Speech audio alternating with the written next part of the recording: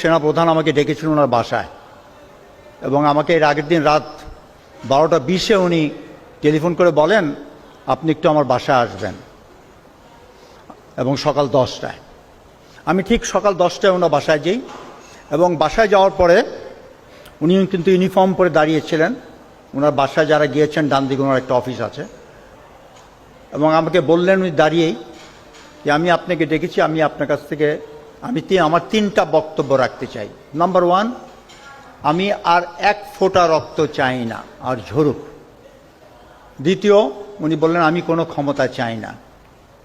তৃতীয়, আমি এই বর্তমান পরিস্থিতির অবসান চাই এবং আপনার একটা পলিটিক্যাল কানেকশন আছে, পলিটিক্যাল সার্কেলে আপনার যোগাযোগ আছে, আমি আপনাকে দিয়ে এই কাজটা করাতে চাই। আপনি কাইন্ডলি মেজর স্টেক হোল্ডারকে সবাইকে বলেন আমি ওনাদের সাথে দেখা করতে চাই, অতি সত্বর যেখানে ওনারা চান সেখানে আমি যাব এবং এই বর্তমান পরিস্থিতির আমি একটা পলিটিক্যাল সমাধান চাই। তা আমি ওনাকে বললাম আমাকে কেন? বলছে আপনার একটা কানেকশন আছে, আমি এর জন্য বলছি। এই বলার পরে ওনাকে আমাকে একটু কফি দিল, কফি খাচ্ছি। উনি আমাকে বললেন ঠিক 10:30 আমাকে ভারতীয় সেনাপ্রধান টেলিফোন করবেন। তখন বাজে আমার মনে হয় 10:25। আমি ঘড়িটা থেকে বললাম তাহলে তো আমার চলে যেতে হয়। উনি বললেন না, আপনি বসেন, আপনি শুনেন। আমি তখন বললাম যে দেখেন, আপনি আমার উপর যে এতখানি আস্থা রেখেছেন এটাই আমার জন্য অনেক সম্মানজনক। আমি চাই না আপনাদের কথাপত্তনে এমন কথা হোক যেটা পরে আপনি পছন্দ করবেন না। তা আপনি you talk yourself, let me go. তা আমি ওখান থেকে বের হয়ে স্ট্রেট হয়ে চলে গেলাম। গলফ কোর্সে আমি গাড়ি রেখেছিলাম, তো ওখানে যেয়ে আমি প্রথমে ফখরুল ভাইকে বিএনপি সেক্রেটারিকে টেলিফোন করলাম যে দিস ইজ দি মেসেজ। উনি বললেন ভেরি ওয়েলকাম মেসেজ, আমি একটু আমাদের নেতার সাথে আলাপ করে আপনাকে জানাবো।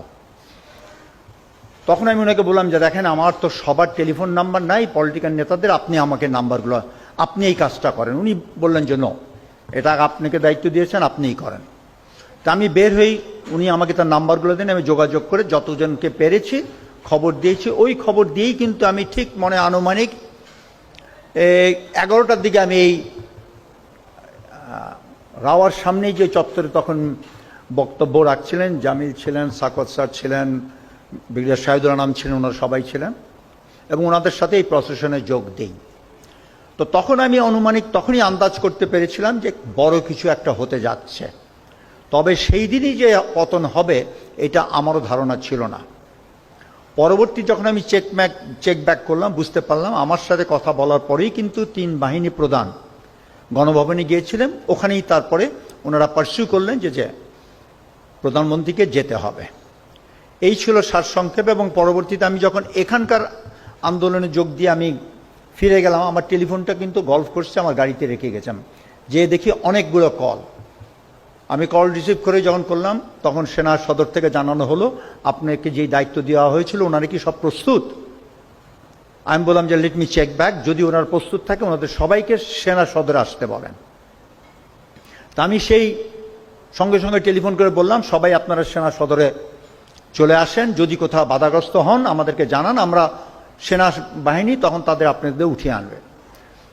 By around 1:15 most political people were already inside সেনাপ্রধানের অফিসে, আমিও গেলাম ওখানে, সবাই ছিল তখন। 1:45টার দিকে সেনাপ্রধান বললেন আমি এইমাত্র মেসেজ সংবাদ পেয়েছি আমাদের প্রধানমন্ত্রী দেশ ত্যাগ করেছেন। তখন একটা স্বস্তির একটা পরিবেশ সৃষ্টি হলো, সবাই এক্সাইটেড।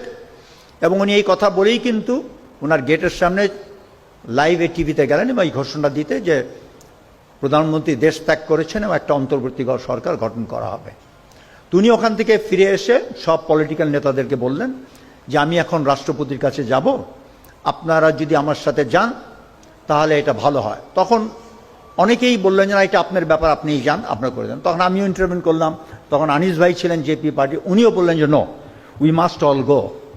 কেন তখন আলোচনাটা এরকম হলো যে এমন একটা কোনো ডিসিশন রাষ্ট্রপতির সাথে যেটা সেনাপ্রধান নিয়ে আসবে আপনাদের পলিটিক্যাল নেতাদের সেটা হয়তো আপনারা গ্রহণ নাও করতে পারেন। So let's go and decide and talk out face to face and whatever is the outcome let us be the acceptance of all. ওই ডিসিশনের উপরে নির্ভর করে দুটা কোস্টার দেওয়া হলো, সব political leader in the coasters, 3 services chief, এপিসিএন নিয়ে ঠিক 3টার সময় আমরা সেনাপ্রধানের অফিসের সামনে থেকে রওনা দিলাম বঙ্গভবনে। যেই মুহূর্তে আমরা পৌঁছালাম আমাদের মেইন গেটে ক্যান্টনমেন্টে, তখন তো জনস্রোত, জন উল্লাস। তা আমরা 3টার সময় বের হয়ে 7টার সময় আমরা পৌঁছালাম বঙ্গভবনে, মাগরিব নামাজ পড়লাম, 7:30টায় রাষ্ট্রপতি আসলেন। রাষ্ট্রপতি সংক্ষিপ্ত বিবরণ রেখে উনি মির্জা ফখরুল ইসলাম আলমগীর ওনাকে বক্তব্য রাখতে বললেন। উনি ওনার বক্তব্য রেখে ওই মুহূর্তে বললেন যে বেগম খালেদা জিয়াকে এই মুহূর্তে ওনাকে কারাবন্দি থেকে ওনাকে স্বস্তি দিতে হবে। তখন রাষ্ট্রপতি একটু অবজ্ঞা করলেন, বললেন যে দেখেন 3 দিন 4 দিন পরে তো আমরা একটা ইন্ট্রিম গভর্নমেন্ট করব, let the interim government decide যে ওনার ব্যবস্থার সম্বন্ধে। তখন কিন্তু সেনাপ্রধান, I am telling you right on the face of everybody, উনি বলেন যে no sir, you have the authority, you are the sole person, you have to release Begum Khaleda Zia instantly. আচ্ছা, এরকমভাবে সবাই বলার পরে আমার পাল্লা যখন এসেছিল আমি কিন্তু 3টা বলেছিলাম। 3টা কথা হচ্ছে, একটা কথা হচ্ছে যে পুলিশকে নিয়ে, কেন ডিজিএফআই চিফ তখন ওই কনফারেন্সে ছিলেন এবং ক্ষণে ক্ষণে উনি he was giving a running commentary as to what is happening in the various police stations in Dhaka. তো তখন ওই বক্তব্যে আমি বললাম যে দেখেন, পুলিশের যে অবস্থা আমরা সবাই জানি কেন পুলিশের এই করুণ অবস্থা। এই মুহূর্তে আমরা পুলিশের যেরকম প্রয়োজন, সেনাবাহিনী কিন্তু ক্ষণেকের জন্য হয়তো আইন শৃঙ্খলা পরিস্থিতি দেখভাল করতে পারে, কিন্তু বাস্তবে কিন্তু সেনাবাহিনী এইটা দিকক্ষণ করতে পারবে না। তাই পুলিশকে আস্থা আনতে হলে পুলিশে যারা বেশি বাড়াবাড়ি করেছে তাদেরকে ধরে অ্যারেস্ট করে তাদেরকে জনসম্মুখে যদি দেখা হয়, আইন তার নির্ধারিত গতিতে তার ব্যবস্থা নেবে, তাহলে হয়তো জনগণের মধ্যে সেই আক্রোশটা কমবে। দ্বিতীয় কথা ছিল যে ওই সময় একটা খবর ছিল সব জায়গায় যে সব নেতারা পালিয়ে যাচ্ছে এয়ারপোর্টের মাধ্যমে। এয়ার চিফ ওখানেই ডিসিশন দিলেন airport will be closed immediately. The third point, আমাকে হাসান নাসির টেলিফোন করেছিল যখন আমি ওখানে বসেছিলাম রাষ্ট্রপতি ভবনে, যে এখানে আমরা আয়নাঘরের সামনে ডিজিএফের সামনে আমরা এবং যারা ক্ষতিগ্রস্ত পরিবার, যাদের পরিবাররা ঘুম খুন হয়েছিল তারা এখানে দাঁড়িয়ে আছে, আমরা এই আয়নাঘরে যারা আছে তাদেরকে আমরা এখান থেকে বের করে আনতে চাই। আমি এই কথাটা রাষ্ট্রপতির সামনে উঠালাম। রাষ্ট্রপতি একটু আশ্চর্য হলেন, আয়নাঘর বলতে কিছু আছে কি না।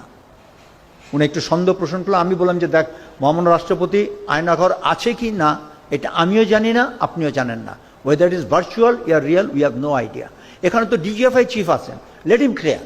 ওই মুহূর্তে সেনাপ্রধান কিন্তু স্টেজে বললেন, sir I will take care of it, they will all be released. So that was the scene that day. তখন কোনো কারোর প্রশ্ন বিপ্লবী সরকার কারোর মনে আসে নাই, সবাই কিন্তু প্রশান্তিতে শান্তিতে ছিল যে স্বৈরাচার পালিয়েছে। তো যাই হোক, আমার আজকে বক্তব্যের মধ্যে একটা আমি বলতে চাই, যেটা আমরা যারা রিটায়ার্ড অফিসাররা, Mirpur DSS basically leading role, রাও অনেক রোল প্লে করেছে এখানে, যে আমরা যেই আমাদের যতখানি অংশগ্রহণ ছিল, it had a tremendous significance, যেই সিগনিফিক্যান্স আজও পর্যন্ত the nation has not recognised. And we as a team, আমার মনে is time we must recognise. কেন 3, 4, 5 এই 3 দিনের মেইন ঘটনা এবং আমাদের রিটায়ার্ড অফিসারদের পারফরমেন্সের জন্যই কিন্তু, আমাদের বিদ্রোহের জন্যই কিন্তু সেনাবাহিনীর উপরে এটা একটা বিরাট প্রভাব পড়েছে এবং সেই প্রভাবের পরিপ্রেক্ষিতেই কিন্তু আমি মনে করি হাসিনার তক্তা উল্টাইছে। তা আমাদের এই স্বীকৃতি অবশ্যই দিতে হবে।